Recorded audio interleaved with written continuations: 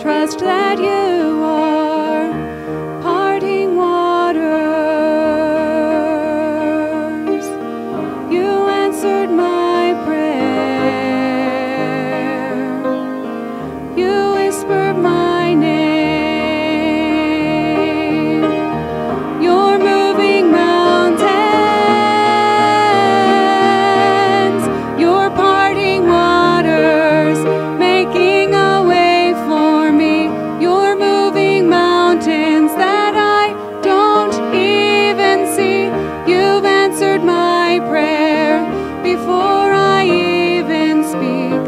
All you need for me to be is still. Be still.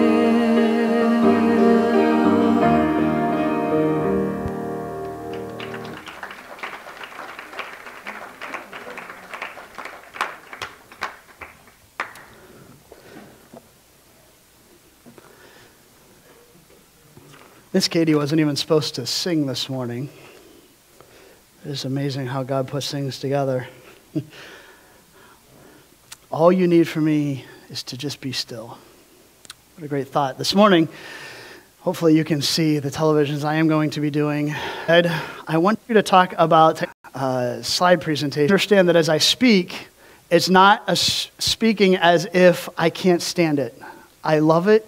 And I'm for it. I think it can be used properly. So disclaimer number one is that I am not against technology. Disclaimer number two, throughout the course of the message, specifically this morning, but even tonight, many of the quotes, phrases, statistics, and facts that I am using, I amassed from a wide variety of professors, of educators, of technology consultants, of psychologists.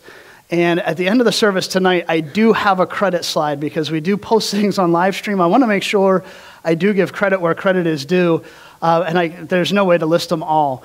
But I did list specifically 5 or 6 of the individuals that had the greatest impact on, especially this morning's message with several of the slides. So I want you to understand I am not against technology and social media, and most of this material does come from other people.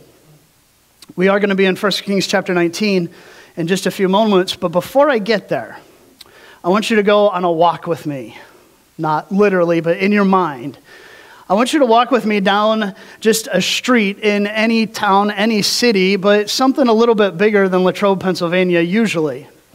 As we walk down that town, or down the street in that town, I want you to envision, maybe we come across a building that looks a little something. I just died. There it is. Dead spot. We come across a building that looks a little bit something like this. Now, it's not going to be this building. This is actually, if I am not mistaken, it is just a building at a university. But something similar to this, many companies have. Wow, this is going to drive me crazy. Does it keep cutting out there too? Perfect. Turn this on for me. At least I have both. Many companies, here. We'll just get rid of that completely. How's that? Many companies have buildings just like this. And with buildings just like this, we're going to walk inside. Now, normally, if you're on this walk going to this particular place with me, you would not even get through the front doors unless you were an employee of this company. However, you're on a walk with me today, and I'm going to get you inside. So we're going to walk inside, and we're going to just tiptoe right past security. Even though there's a bunch of big burly guys with lots of weapons hanging all over them, we're going to get past security and we're going to start walking down a hallway that looks a little bit something like this. And down this big, beautiful hallway, you can see gorgeous offices, nice glass walls, beautiful facilities. This is some money being represented by this building and this company. But at the end of this hallway, we come to a door that's a solid wood door. You can't see inside the room. You can't get inside the room. As a matter of fact, were you not with me today, you would never get past the biometric security lock. However, you're with me. And so I'm going to get you past the biometric security lock, and we're going to sneak inside this room. Now, at this time, there's no employees working. So the room is empty. But I want you to see what it looks like just a little bit inside that room. The room looks a little something like this, and there are rooms like this, thousands of them, all across the world. This room is a very particular room for companies such as technology companies, news companies, any social media company. This room is called a control room.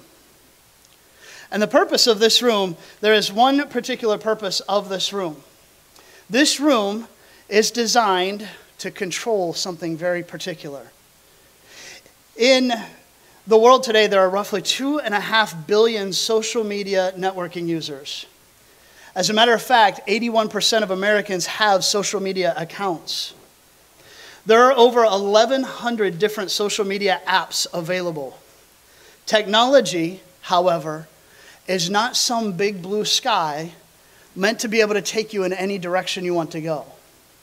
In these control rooms, like the one that I just showed you, technology is designed to drive you into a very particular direction.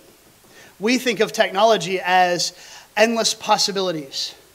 However, thousands of rooms like this are meant not just in social media. Again, I want to emphasize this is not just social media. This is movies and music and any type of media, games, many games, television shows. They're all spending billions and billions of dollars to achieve their market share of the most valuable resource they can get their hands on. Anybody have a clue what that valuable resource is? What's that? Your attention. They're all geared to grab your attention. All of technology is driven to try and capture you. This next slide I'm going to show you, this is an average work day throughout 3 different time periods this century. The white space at the end of the workday is going to be how much free time that you have. If you look through this slide, we have on an average workday how much time we sleep, how much time we work, and how long it takes to commute back and forth to work. And then survival. Survival is things like eating. Some of us have to eat to survive. Some of you may not go through that. Some of us spend a lot more time on it than others. We won't go there. This is hygiene, brushing your teeth, showering, taking care of yourself. This is mothers taking care of their children. Survival times on average. This is average time. Which leaves this white space at the end of a day. This white space is very important to us as individuals because this white space is what makes us really who we are. This white space is what we spend our time doing, our hobbies, building relationships, really thinking about our lives and what we've accomplished. This is our time to be creative and inventive. This is the time that we reflect on our lives and the meaning that we've had or plan to have with our lives. It is said that when we look back at our lives from our deathbed, this white space is what we will be looking for. It's not the rest of it. It is the white space and the moments that happen there where life happens. This next slide I'm going to show you shows you the amount of screen time in those same 3 periods taking up our white space. This is just screen time, not including anything else.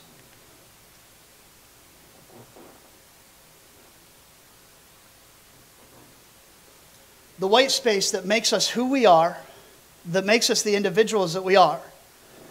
In this 10-year span, has gone from about 2 hours and 45 minutes to about 13. Now you know why this time is so coveted.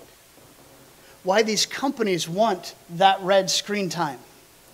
Because if they can capture your attention during that red time, the more of it they get, the more product that they have, and that's you. We have gone from being consumers to being products for companies.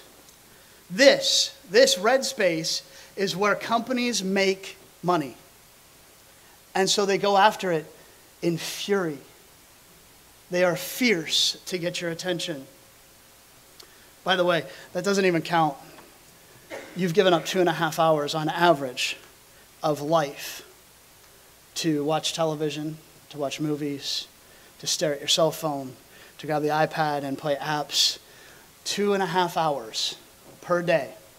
The average teenager, I don't have this slide up, but the average teenager has 7 hours a day of combined screen time, meaning they're sitting at the computer, watching something on the computer, as they're watching something on television, as they pull out their cell phone and do something. 7 hours of combined screen time, and that's an average teenager. It's amazing, and it's no wonder somebody's competing for that attention. By the way, parents, teenagers are still very susceptible. Their mind is still developing, and if somebody can get them at that age, they will have them the rest of their lives. And I will say this, I didn't have this in my notes, I was going to say it at the end, but I'll say it now. Think about this. We're in a day and age that we've never experienced before. And we as parents and teachers and pastors and educators and adults are just now learning how to use these ourselves properly, how to control our time and balance our lives. And if we don't even have it done properly, how can we trust that a 6th, 7th, or 8th grader can do it properly themselves? We're putting the onus on them to train themselves in an area that we ourselves can't train in. That's a scary thought, by the way, about where the future is headed. That was free. That wasn't part of my message. So this competition after that red space, this competition drives them to go after your instinctive brain rather than your cognitive brain. What does that mean? Think of it this way. They're going to hone in on your deepest, most base emotions, what you might call your animal instincts as human beings. They go after that rather than the rational, thought processing, reasoning side of your brain. They go after what makes you impulsive and instinctive. How do they do that? They go after these deeper base emotions, such as these are the 4 top emotions that these companies go after. And by the way, if you're anything like me, as I was putting this together, you're going, holy cow, I remember looking at this and feeling this way. I remember looking at this and feeling this way. And these are the 4 basic emotions that these companies are going after in order to catch your attention. They want to grab your attention. The first one that they use is sadness. They try and generate some form of sympathy or sadness inside an individual. By the way, this is one of the top ones they go after with female viewers, because females in general are more emotional than males, and so they go after sadness. They want to break your heart, like the animal ads you see on television. If they can go after your heart and break your heart, they'll make you feel sympathy, and they'll grab your attention and make you dwell on it and think about it. And that's their goal. Their goal is to make you dwell on it and think about it. The second emotion they go after is fear. You think about all the political ads that are out there, they make you afraid of what the future holds. They make you fear something bad is about to happen. And that's what they go after. This is a big one with news companies. They go after fear. And the last one that I'm going to share with you is the other one that they go after the most.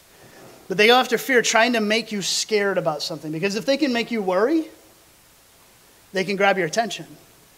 Because those of us who worry, which I'm sure nobody else here has that issue, but those of us who do worry and dwell on things in a worrying manner, once it gets in your head, you have a really hard time getting it out. And so they make you try and worry. The third one that they have is shock and surprise. She is adorable, yes. I have no clue who she is.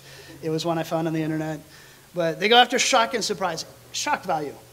If they can shock you, they'll make you dwell on it and think about it. And the last one is actually the most powerful.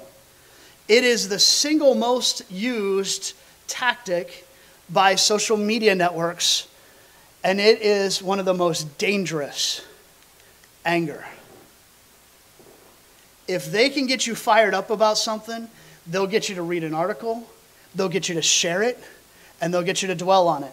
As a matter of fact, these companies who are spending billions of dollars to make you feel this way focus on anger more than any, because people spend more time with angry posts than they do about anything else. You think about those political ads that I was talking about. One post about Donald Trump in a negative or a positive light incites more outrage than anything else on the internet right now. Because if it's a negative post, his supporters get upset, and the people that agree with it get fired up because of it, and it goes the other way around as well. One political post about Donald Trump can turn the world angry, the United States angry. And it works so well because that's what people share. That's what people comment on. That's what gets reposted and retweeted. Because once it gets the ball rolling, it gets you fired up and you can't take it anymore. And so you've got to say something. They play on your anger. It is their biggest weapon in social media. They spend billions of dollars to make you feel sad, fearful, shocked, and angry. Given the choice, they would actually put something, if they had the choice between putting something calm and soothing in front of you and one of these, they would pick one of these every single time. They don't want you calm and soothed, because when you're calm and soothed, you don't share, you don't comment, you don't post, you don't retweet, you just leave it because you're comfortable with it. They spend billions of dollars to make you feel bad. And then we pay. And then we pay to feel this way. We pay with our time, we pay with our energy, and we even pay with our money. We purchase apps, we purchase video games, and they're designed to make you feel bad.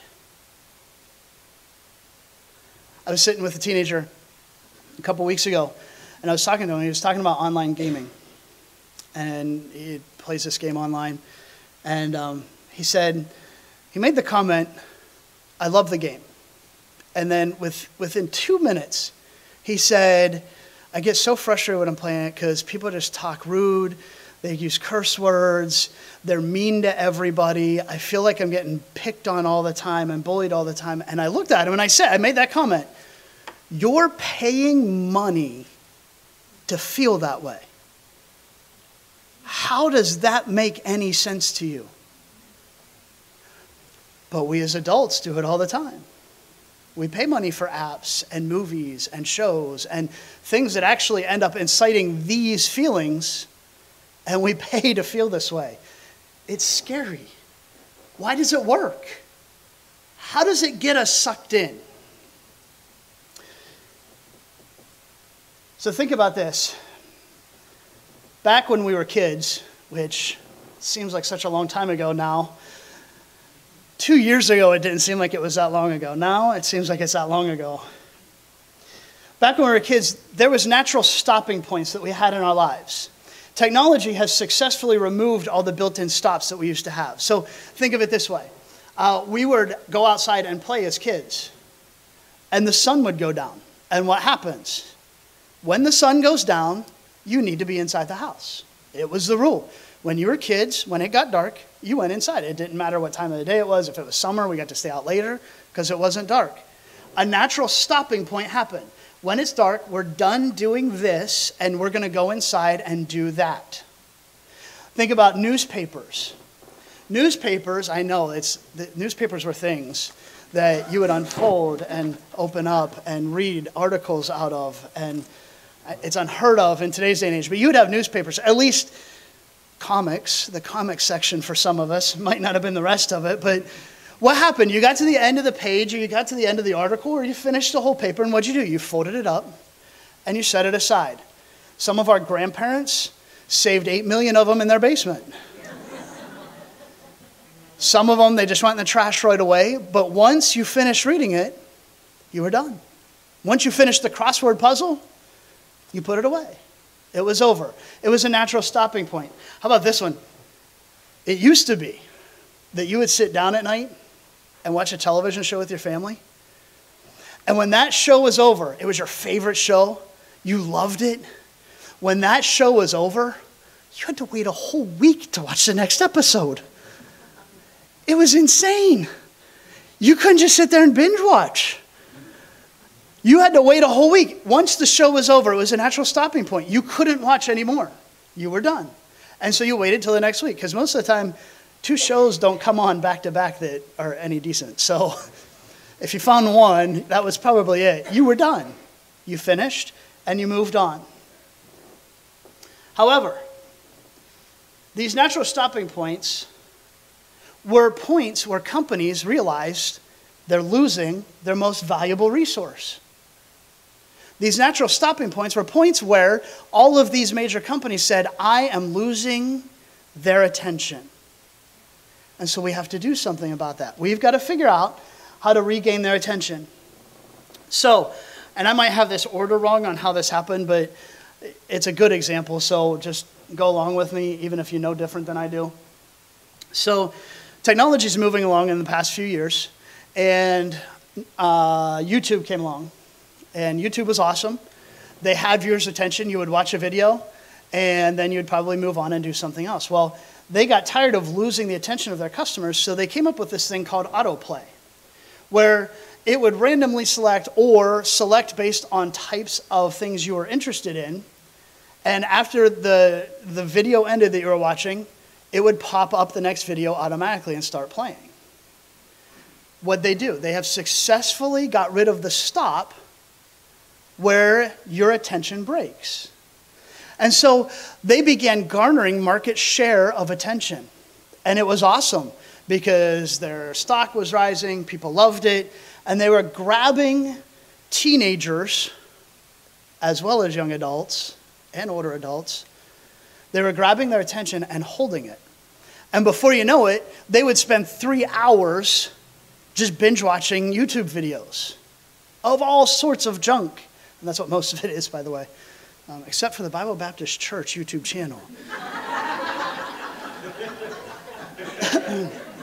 Autoplay that all day long. So this autoplay feature began aggravating all of these other companies who want your attention. And so Netflix said, okay, we've got to get our market share back of attention. We've got to get them.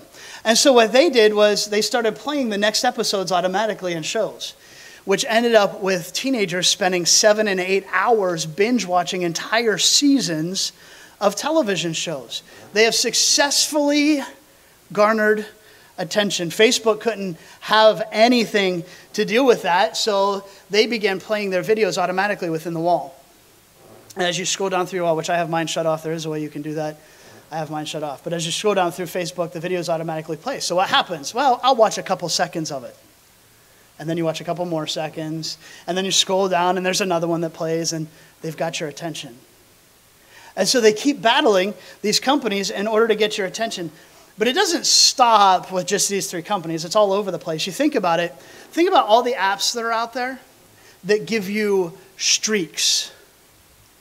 If you do this for so long, you get a streak, and you get badges, and you get nothing. In all honesty, you get nothing. Daily bonuses. If you visit this app every single day, you get bonuses for doing so. Well, what happens? They have successfully manipulated your emotions to make you feel bad if you break a streak. It's gotten teenagers to the point that they will hand out their usernames and passwords to 5 and 6 different friends when they go on vacation and have their friends keep their streaks alive for them. If they're willing to give away a username and password, what else are they willing to give away? How scary of a thought is that? What information of yours do they have, parents? Just saying, you might want to be careful. They make you feel as if they literally make you feel like you're a loser.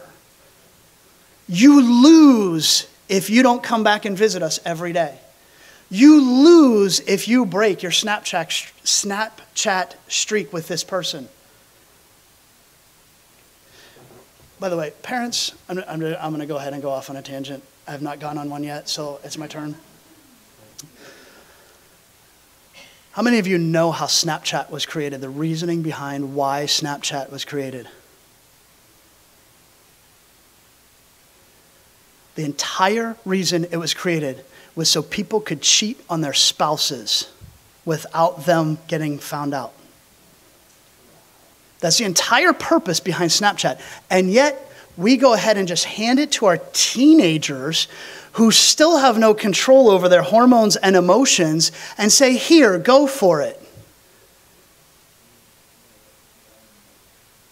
Are you kidding me? And listen, I know some great teenagers sitting in this room.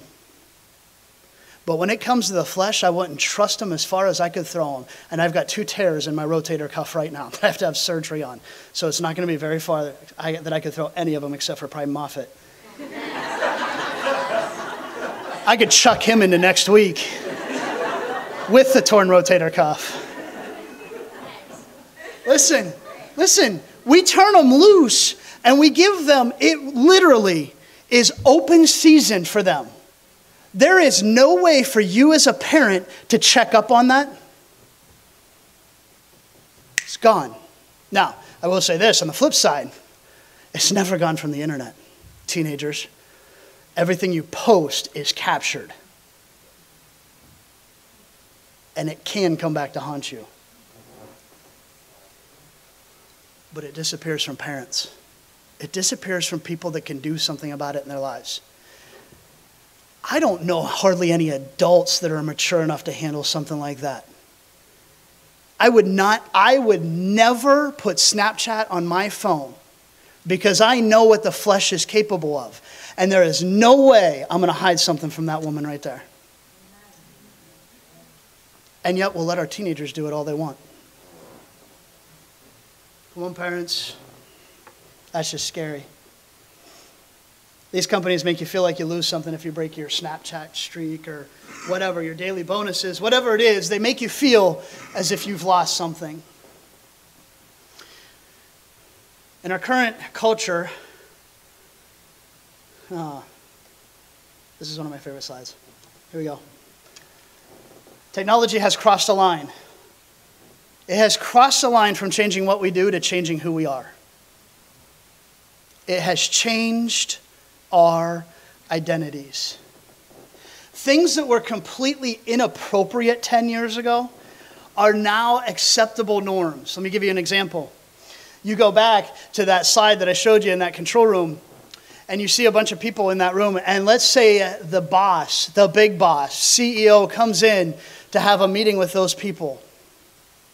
And during that time, these guys are listening to the meeting, and they're sitting there, and you've got 12 of them shopping on their Amazon account in the middle of the meeting. And it's perfectly acceptable. It's okay. I'm going to check my text while I'm preaching. Just go ahead and sit there. You do what you want to do, and I'm going to go ahead and take care of business. You have people who sit in a church service and get on Facebook Messenger or post something on their wall or be on Instagram. Completely socially unacceptable 10 years ago. And yet, in today's culture, it's okay to socialize during a sermon. It's okay to check your shopping cart during a business meeting. It has become a skill set that employers look for that somebody can text while maintaining eye contact with them. It has become important. That is where our society has come with technology. I need you to be able to text while you're looking me in the eye. Now, how many of you can do that besides me? I knew it was going to be all, I got two adults, but the rest were teenagers. I figured it. It's a skill set. It's become something employers look for.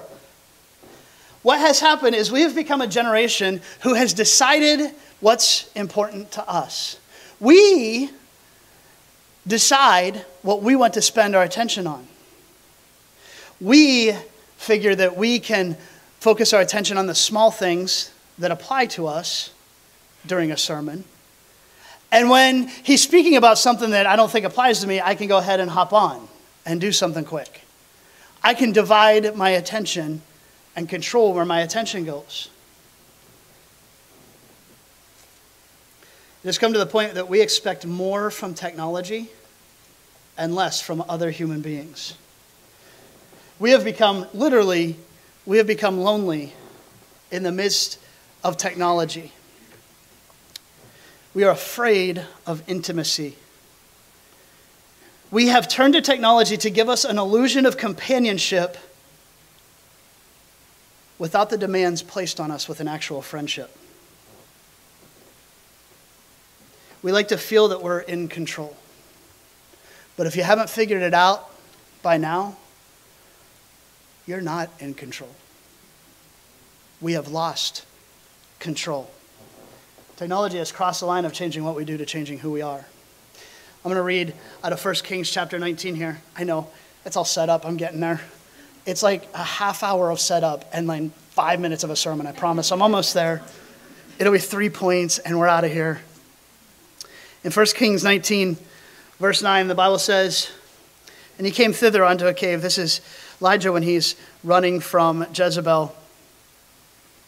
And he goes, God sustains him and sends him to Mount Oreb. And he gets there, and in verse 9 it says, "And he came thither into a cave and lodged there, and behold, the word of the Lord came to him. And he said unto him, What doest thou here, Elijah? And he said, I have been very jealous for the Lord God of hosts, for the children of Israel had forsaken thy covenant, thrown down thine altars, and slain thy prophets with the sword. And I, even I only, am left, and they seek my life to take it away." By the way, which is a great message on being discouraged over nothing, because there was some 4,000 other prophets.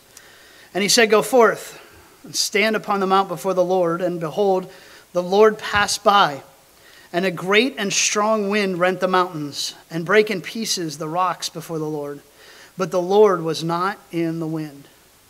And after the wind, an earthquake, but the Lord was not in the earthquake. And after the earthquake, a fire, but the Lord was not in the fire. And after the fire, a still, small voice. When I think about all of the things competing for our attention today, the news media, social media, technology, televisions, movies, children, it doesn't have to be limited to technology things. Satan has mastered the distraction. And he's going after your attention hard. And to be honest with you, as I think about all these things, it sounds to me a lot like a lot of wind, a lot of earthquakes, and a lot of fire. And what has happened because of all the technology, because of all the distractions, because of all the battling for your attention, we have lost, as a culture, the still small voice of the Lord. One of my favorite verses, Miss Katie basically sang about it. "Be still and know that I am God. I will be exalted. I will be exalted among the heathen. I will be exalted in the earth." In our rush to connect with more and more people, we begin to isolate ourselves from our God. We need to refocus our attention and reestablish our divine connection. So, how do we do this? How do we reestablish our divine connection? I'm going to give you 3 points. I'm putting them all on the screen so you can see them. Hopefully Brother Keith will catch a snapshot if you need it on YouTube. Again, autoplay that all day long. Just do a search for Bible Baptist Latrobe, Bible Church Latrobe. We'll come up. You'll find us. YouTube channel. And spend your hours binge watching that. If you're going to spend 2.5 hours of screen time a day, that's probably a good way to do it. I'm just saying. I'm going to keep marketing, because if they can do it for their stuff, I should be able to do it for our stuff, right? 3 points. Number one. By the way, this is super simple. I'm not giving you any, it's practical, and I'm not giving you anything that's like so deep that, oh my goodness, he's like a genius. No, this is surface. It'll show you how shallow I really am. It's that simple, but man, is it hard to do. Number one, acknowledge that your attention is being fought for. Acknowledge. Number one, acknowledge. Your attention is being fought for. You are persuadable. As much as you think you're in control, you're probably not. Here's a test for you. Shut off all technology for 4 solid days in your home. 4 days. That's it. 1% of the entire year. And we can't do it. We struggle. We don't control it. It controls us. And the idea behind this message is to help you find that balance in your life. Listen, I'm all for technology. I told you that at the beginning. The idea of this message is to try and find the balance, because the issue is we are losing God by replacing him with technology. So that really the idea behind the sermon is getting God back in our lives. Acknowledge your attention is being fought for, that you are persuadable, and that you need to be still. You need those times to connect with God. Deuteronomy 4:24 says, "For the Lord thy God is a consuming fire, even a jealous God. His righteous jealousy wants your attention." He wants you to pay attention to him. I remember when my children, all of them, have done this. When they were young, come here, Derek. Come here, Derek. Go sit right there. Ready? Here we go. I'll shout. Hopefully social media can pick it up. When my children were young, they'd come up and sit on my lap. And then they would do this. They wanted, for those of you over there, they would do this. They wanted my attention. And so they literally, you can sit down. They literally grab my face and turn it to them and draw it in so they could talk to me. God doesn't do that. But man, he wants your attention just as badly. He wants you to pay attention to him. Social media, games, apps, friends, family, television, Satan, everything that the world has to offer is battling for your attention. And you need to acknowledge at some point that God needs your attention more than the rest of that stuff does. And you need to give God that attention more than you need the rest of that stuff. You have to acknowledge the priority. You have to acknowledge that your attention is being fought for, that you're persuadable, and that you need to be still. The second thing I'm going to give you this morning, I told you the sermon part would be quick. Act. I know, really tough. It's deep, I told you. Act. Schedule yourself some quiet time. Some of us like to call it a prayer closet. Some of us like to call it, just alone time with God. Whatever you want to call it, schedule it. Get up and spend some time alone and quiet. And be still. And let God work in your life. Create no tech spaces in your home. If you go into our home, we've got a television in the living room. I know for some Christians that's like, oh, we have a television in the living room. I even pay for cable so that I can watch the pens get crushed. What in the world? That was awful. We have cable at home. I've got internet access at my house. I have iPads at my home that I allow my kids to use. But there are no tech spaces in our home. By the way, every single one of my kids' bedrooms is a no tech space. Remember all those emotions that I was talking about that happen with these companies? You put them alone in a room and let them feel those emotions coming all over them as their mind and emotions are developing. Imagine what happens. Imagine the grasp that Satan can get on somebody if they can continually play on any of those emotions. The sadness. You wonder why we have depressed teenagers. Why our suicide rate is so high with teenagers. It's because we give them blanket access and say, here, go to your room with this and watch videos.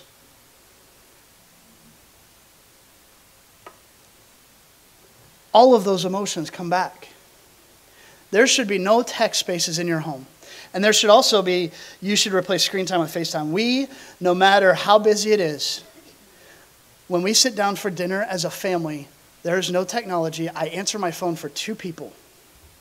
And that's it. My mom and my pastor. When I'm sitting at the dinner table, that's it.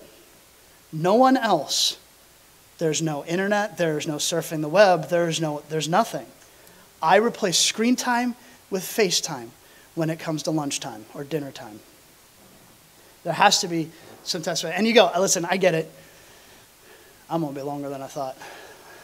I get it. You think I can't do it. There's no way possible that I can do this. I'm going to give you something. How many of you have ever heard of the phrase dog fooding? Sweet, not one of you. That's awesome. Dog fooding is a business industry term, mostly geared towards sales. It comes from a guy who used to own, he owned a pet food company. And when he would walk into meetings with investors, he would walk in eating a can of dog food. And his reasoning behind it was this: if it's good enough for me, it's good enough for your dog. Guy got rich off of it. And it caught on as a sales pitch. How many of you go, man, if the owner uses that product, I'm behind it. If this celebrity uses that product, I'm all for it. And you kind of get caught up in, if it's good enough for the owner, it's good enough for me. I'm okay with that. And in every industry in the world, that works except the technology industry. 2 examples. Steve Jobs, when he first created the iPad and released it, said, this is the greatest browsing experience you will ever have.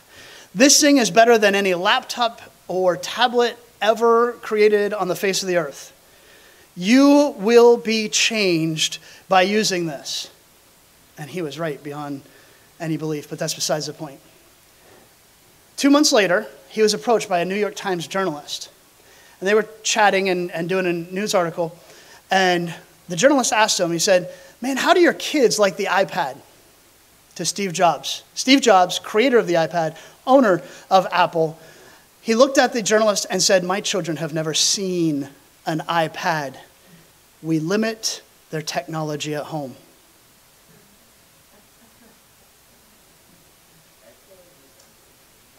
Second example, how many of you have ever heard of the Waldorf School? Teaching all kinds of stuff today, apparently. The Waldorf School is a very exclusive school.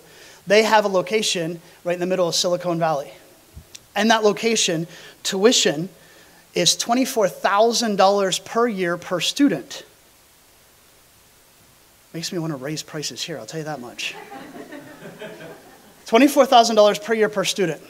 75% of the students that go there come from executives of technology companies. 75% of their students. They do not introduce a screen to their students until 8th grade.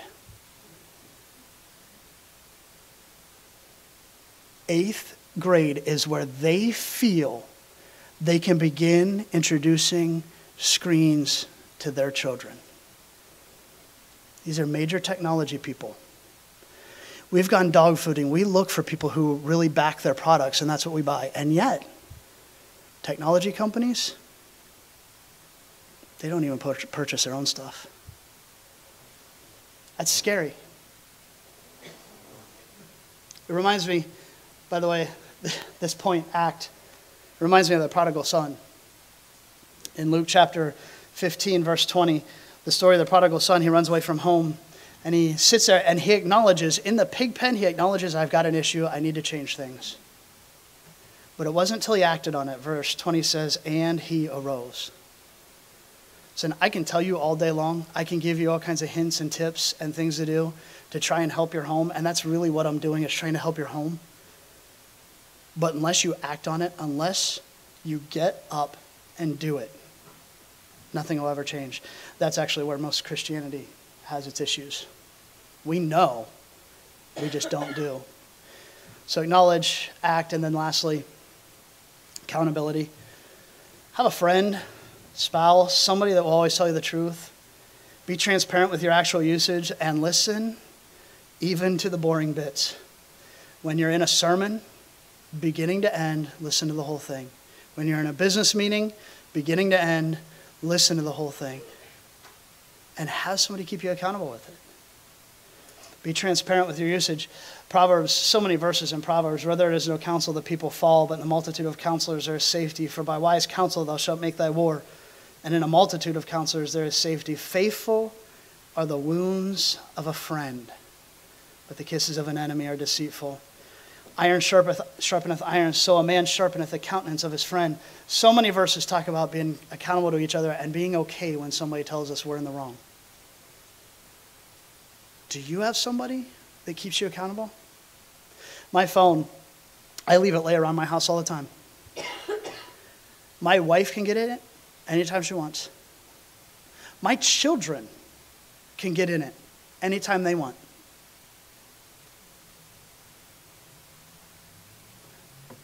What do we have to hide that we can't hand our phone over to the pastor?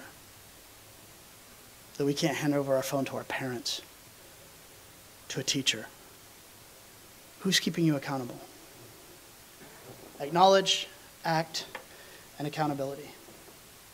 As I close this morning, I just want to go back to this slide. I want to ask you one question.